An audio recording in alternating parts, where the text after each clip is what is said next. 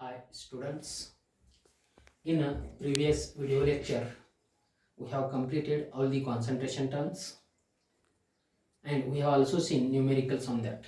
Okay, ते बघितले. आज आपण एक नवीन पॉइंट घेऊयात, नॉर्मॅलिटी equation.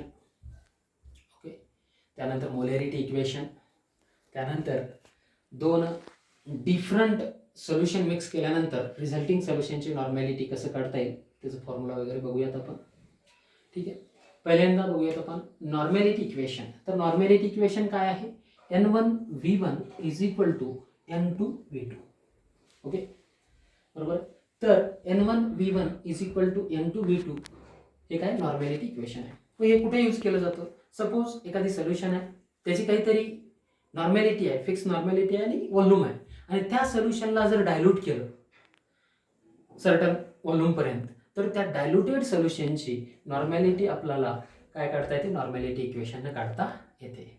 If a solution having a certain normality and a certain volume and that solution is diluted up to another volume, then we can determine the normality of a resulting solution by using normality equation. Suppose consider करा two normalities 250 ml काय HCl solution आहे. To नॉर्मॅलिटीच 250 ml काय आहे? HCl solution आहे. ठीक आहे, तर त्याच सोल्युशनला आपण डायल्यूट केलं, diluted up to 1000 ml, diluted up to 1000 ml, तर त्याची नॉर्मॅलिटी काय होईल? नॉर्मॅलिटी काय होईल ते आपल्याला या फॉर्म्युल्यात ठेवून काढता येतं. सुरुवातीला सोल्युशनची नॉर्मॅलिटी किती आहे? 2, म्हणजे n1 250 ml व्हॉल्यूम आहे, म्हणजे v1 किती आहे? 250 ml, आणि कितीपर्यंत डायल्यूट केले? 1000 ml, म्हणजे v2 किती झालं? 1000 ml. तर त्या रिझल्टिंग सोल्युशनची नॉर्मॅलिटी आपल्याला नॉर्मॅलिटी इक्वेशन मध्ये इक्वेशन यूज करून काढता येतं. कसं काढायचं ते आपण बघूयात. बघा, n1 किती आहे? 2, v1 किती होतं? 250 इज इक्वल टू n2 आपल्याला काढायचंय रिझल्टिंग सोल्युशनची नॉर्मॅलिटी. व्हॉल्यूम किती झालं होतं शेवटी डायल्यूट केल्यानंतर? 1000 ml. बरोबर. इथं मल्टिप्लिकेशन आहे, इकडे येऊन काय होईल? ते डिवाइड होईल. 2 into 250 500 होईल upon 1000 is equal to n2. किती झालं हे? 1/2 इज इक्वल टू n2. किती येईल हे? 1/2 म्हणजे 0.5. तर रिझल्टिंग सोल्युशनची नॉर्मॅलिटी किती आली?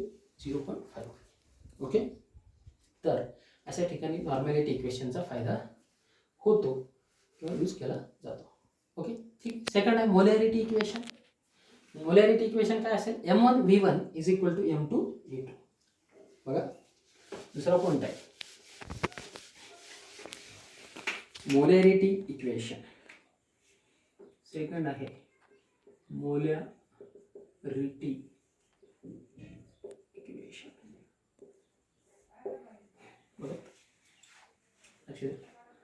तर suppose a certain solution having a certain molarity and volume, if that solution is diluted, then we can determine the molarity of a resulting solution or diluted solution by using molarity equation. Suppose 2 मोलारचं 500 ml HCl solution आहे आणि त्यालाच आपण dilute केलं 1000 ml किंवा काही पण घ्या 2000 ml पर्यंत, तर त्या रिझल्टिंग सोल्युशनची मोलॅरिटी इक्वेशन काढता येते. मोलॅरिटी इक्वेशन काय? m1v1 is equal to m2v2. हे आहे मोलॅरिटी इक्वेशन. ओके, आलं लक्षात? एखादं सोल्युशन आहे, त्याची मोलॅरिटी तुम्हाला माहिती आहे, व्हॉल्यूम माहिती आहे, आणि त्या सोल्युशनला जर डायल्यूट केलं तर त्या रिझल्टिंग सोल्युशनची मोलॅरिटी काढा म्हटलं तर तुम्हाला हे इक्वेशन ठेवून काढता येतं, मोलॅरिटी इक्वेशन. ओके, नॉर्मॅलिटी इक्वेशन काय आहे, मोलॅरिटी इक्वेशन काय आहे, आणि त्याचा यूज कुठं करावा लागतो हे तुम्हाला माहिती झालं. ओके, ठीक आहे. मग आता नेक्स्ट पॉइंट आहे, सपोज दोन नॉन रिॲक्टिंग सोल्युशन आहे. ऐसे नॉन रिॲक्टिंग. ओके, सपोज एक HClचं आणि एक H2SO4चं सोल्युशन आहे. 1000 ml 2 नॉर्मॅलिटीचं HCl सोल्युशन आहे आणि 1000 ml 0.5 नॉर्मॅलिटीचं H2SO4 सोल्युशन आहे. तर ते दोन सोल्युशन मिक्स केले तर मिक्स केलेल्या सोल्युशनची नॉर्मॅलिटी काय होईल हे आपल्याला एक वेगळा फॉर्म्युला आहे त्याच्यासाठी, ते मी सांगणार आहे. If two non reacting solution, असे नॉन रिॲक्टिंग रिॲक्ट झालेले नाही, HCl प्लस NaOH नाही, ते रिॲक्ट होतात. ते कसं काढायचं आपण बघूयात. ओके, मिक्सिंग सोल्युशनची नॉर्मॅलिटी किंवा मोलॅरिटी कसं काढायचं आपण बघूयात. ओके, तर सपोज एक 2 नॉर्मलचं 1000 ml HCl आहे आणि 1 नॉर्मलचं 1500 ml HClच आहे. तर त्या मिक्स केलेल्या सोल्युशनची नॉर्मॅलिटी कसं काढायचं त्याच्यासाठीचा फॉर्म्युला आहे. Okay, if two non reacting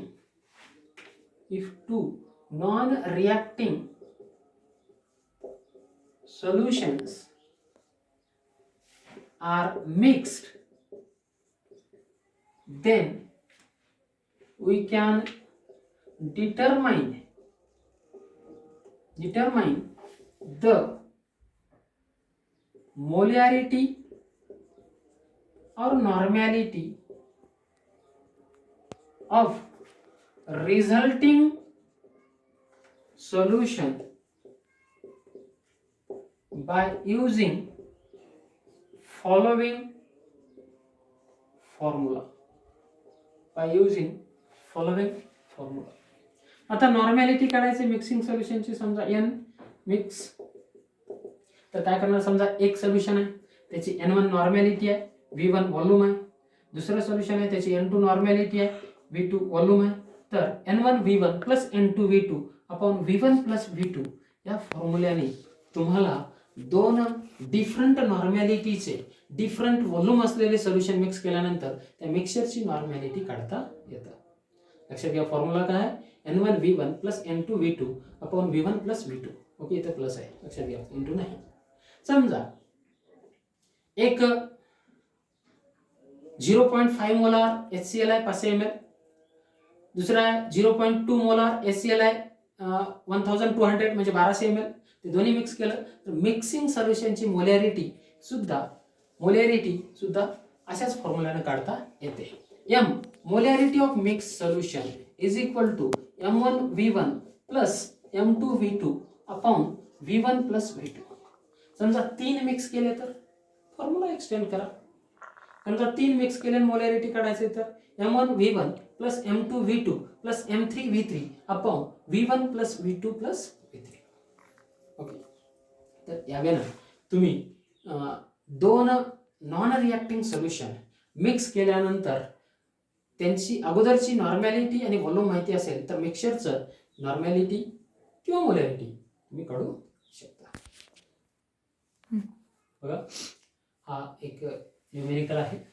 determine the molarity of a solution obtain by mixing 750 ml of 0.5 molar HCl and 250 ml of 2 molar HCl. म्हणजे दोन्ही HCl चे सोल्युशन आहेत. एक HCl चे सोल्युशनची मोलॅरिटी आहे 0.5 आणि त्याचं व्हॉल्यूम आहे 750 750, आणि दुसरं एक HCl सोल्युशन आहे त्याची मोलॅरिटी आहे 2 आणि त्याचं व्हॉल्यूम आहे 250 ml. समजा हे दोन्ही मिक्स केले तर मिक्स केल्यानंतर त्या रिझल्टिंग सोल्युशनची मोलॅरिटी काय आहे हे तुम्हाला विचारले.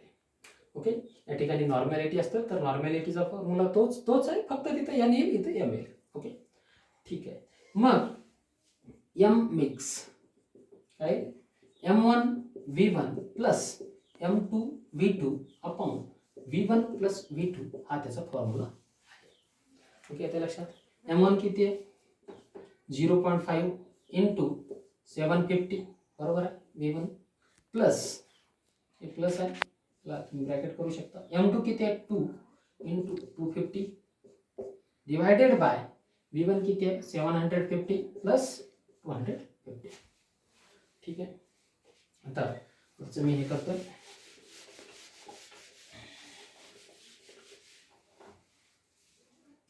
काय होईल 0.5 इंटू 750 किती होईल 500 5 5 25 आणि 2 5 7 35 35 आणि 2 37.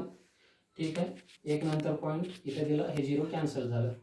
375 प्लस ती किती येईल 2 इंटू 250 500 अपॉन हे किती आलं 1000 बरोबर आहे. मग काय होईल हे त्याची किती येईल 578 अपॉन 1000 असं याचं 875 त्याची बेरीज बरोबर आहे.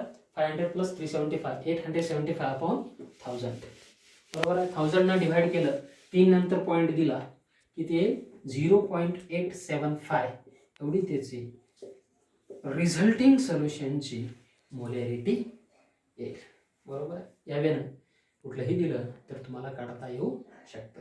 याच्यावरती बरेचसे MCQ क्वेश्चन असू शकतात बघा. सेकंड क्वेश्चन तशाच टाईपचा आहे. Calculate the normality of a solution obtain by mixing 100 cc, cc म्हणजे cubic centimetre, cm cube ml, okay, of 0.2 normal H2SO4 with 50 cc म्हणजे 50 क्यूबिक सेंटीमीटर म्हणजे 50 ml ऑफ 0.1 नॉर्मल HCl. एक सोल्युशन आहे 100 ml 0.2 नॉर्मलचं, दुसरं solution आहे 50 ml 0.1 नॉर्मलचं HClचं. Okay, हे दोन्ही mix केलं तर रिझल्टिंग सोल्युशनची नॉर्मॅलिटी काय असेल हे तुम्हाला काढायला सांगितलं. आता दोन्ही नॉन रिॲक्टिंग आहेत, HCl H2SO4 दोन्ही ॲसिड आहेत, त्यामुळे न्यूट्रलाइज व्हायचा संबंध नाही. ओके, त्यामुळं आता आपण काय करूयात, याची नॉर्मॅलिटी काय आहे ते आपण फाइंड आउट करूयात. आपल्याजवळ फॉर्म्युला आहे n mix is equal to n1 v1 plus n2 v2 upon v1 plus v2. Okay, हा फॉर्म्युला, त्या फॉर्म्युल्यात सरळ सरळ ठेवा. पहिलं n1 आपण H2SO4 ला कन्सिडर करू. किती आहे 0.2 इंटू त्याचं व्हॉल्यूम किती आहे 100 प्लस n2 किती आहे 0.1 त्याचं व्हॉल्यूम किती आहे 50 अपॉन v1 किती आहे 100 प्लस 50 बरोबर आहे. आपण फॉर्म्युल्यामध्ये व्हॅल्यूज ठेवलेल्या आहेत. त्यानंतर आता बघा 0.2 इंटू 100 किती होईल 200, एक नंतर 0.20, ओके 20 प्लस 0.1 इंटू 50, एक न 50ला मल्टिप्लाय केलं 50, एक नंतर 0.5 प्लस 5 बरोबर आहे. अपॉन 100 प्लस 50 150 किती आले 20 प्लस 5 इथं पॉईंट आहे तुम्ही कॅन्सल करू शकता. 20 प्लस 5 किती आहे 25 अपॉन 150 किती होईल ते 1/6. 1/6 म्हणजे किती येतं 0.10 झाले, 6 म्हणजे 6 4 उरले 40 झाले, 6 6 36 4 उरले 6 7. ओके, तर रिझल्टिंग सोल्युशनची नॉर्मॅलिटी किती आहे 0.1667 किंवा 0.167 येऊ शकतं. म्हणजे n मिक्स किंवा त्या मिक्सचरची नॉर्मॅलिटी किती 0.167 घेऊ शकता तुम्ही. 666 आल्यामुळं 7 तिथं करू शकता. ओके ओके, तर आता बघा दोन रिॲक्टिंग सोल्युशन मिक्स केल्यानंतर, आतापर्यंतच्या दोन न्यूमेरिकलमध्ये काय होते नॉन रिॲक्टिंग सोल्युशन मिक्स केल्यानंतर त्या मिक्सिंग केलेल्या मिक्सचरची नॉर्मॅलिटी आणि मोलॅरिटी आपण बघितली. If two reacting solutions are mixed, जर रिॲक्टिंग मिक्स झाले तर ते रिॲक्ट होतील एकमेकांसोबत. रिॲक्ट झाल्यानंतर ते त्यांचं जे सोल्यूटचं हे आहे सोल्यूटचं कॉन्सन्ट्रेशन आहे ते कमी होईल बरोबर आहे. तर रिॲक्टिंग सोल्युशन असेल तर त्याच्या मिक्सचरची नॉर्मॅलिटी किंवा मोलॅरिटी कसं काढायचं ते आपण बघूयात. आता हा न्यूमेरिकल वाचा. 100 cc म्हणजे क्यूबिक सेंटीमीटर असं त्याचं लॉंग फॉर्म होतं म्हणजेच ml बरोबर आहे. 100 cc of 0.1 normal H2SO4 mix with 100 cc of 0.2 normal NaOH. Then what is the normality of resulting solution numerical. आता इथे रिॲक्टिंग आहेत H2SO4 NaOH सोबत रिॲक्ट होतं. मग पहिल्यांदा काय करायचं इथं नॉर्मॅलिटी आहे त्यामुळे याचं मिली इक्विव्हॅलंट सोल्यूट काढून घ्यायचे दोघाचे पण, आणि दोघाचे सोल्यूट काढून घेऊन रिॲक्ट इक्वल अमाऊंट रिॲक्ट करायचे, आणि रिॲक्ट झाल्यानंतर कुठलं सोल्यूट उरतं त्याला टोटल व्हॉल्यूममध्ये हे करायचं. ओके, टोटल व्हॉल्यूममध्ये पुट आउट केला की तुम्हाला नॉर्मॅलिटी भेटेल. आता पहिल्यांदा H2SO4 किती आहे 0.1 नॉर्मॅलिटीचा आहे, किती आहे 100 cc 100 ml आहे. मग त्याचे किती असतील 0.1 इंटू 100. ओके, किती होईल हे 10 मिली इक्विव्हॅलंट. मी म्हणतो मिली इक्विव्हॅलंट 10 मिली इक्विव्हॅलंट हे काय आहे H2SO4 आहे त्याच्यामध्ये तेवढ्या सोल्युशन मध्ये 10 मिली इक्विव्हॅलंट आणि NaOH किती आहे 0.2 इंटू ते पण 100 ml आहे 100 ml आहे म्हणून ती किती आहे 20 मिली इक्विव्हॅलंट काय NaOH आहे. आता 20 मिली इक्विव्हॅलंट NaOH आहे 10 मिली इक्विव्हॅलंट H2SO4 आहे बरोबर आहे. मग हे काय होईल 10 मिली इक्विव्हॅलंट NaOH 10 मिली इक्विव्हॅलंट H2SO4 सोबत रिॲक्ट होईल. राहील किती 10 मिली इक्विव्हॅलंट NaOH रिमेनिंग राहिलं बरोबर आहे. 10 मिली इक्विव्हॅलंट NaOH राहिलं रिॲक्ट होऊन आणि ते किती ml सोल्युशन मध्ये आहे टोटल 200 बरोबर आहे. मग त्याला आपण डिवाइड केल्यानंतर सपोज 10 मिली इक्विव्हॅलंट किती आहे 200 ml मध्ये आहे तर किती होईल हे 1/20 म्हणजे किती येईल हे 0.10 झालं पुन्हा 0 100 झालं 5 काय हे नॉर्मॅलिटीचं NaOH सोल्युशन रिमेनिंग बरोबर आहे. जर 0.1 नॉर्मलचं H2SO4 100 ml मिक्स केलं 0.2 नॉर्मल NaOH मध्ये 100 ml मध्ये तर शेवटी 0.05 नॉर्मल NaOHच राहील कारण NaOH ची क्वांटिटी जास्त क्वांटिटी जास्त म्हणण्यापेक्षा नॉर्मॅलिटी तिथे जास्त आहे म्हणून त्याचं मिली इक्विव्हॅलंट जास्त आहे. सपोज आता असंच तुम्हाला रिॲक्टिंग दिलं सपोज आणखीन एक न्यूमेरिकल आपण बघूया.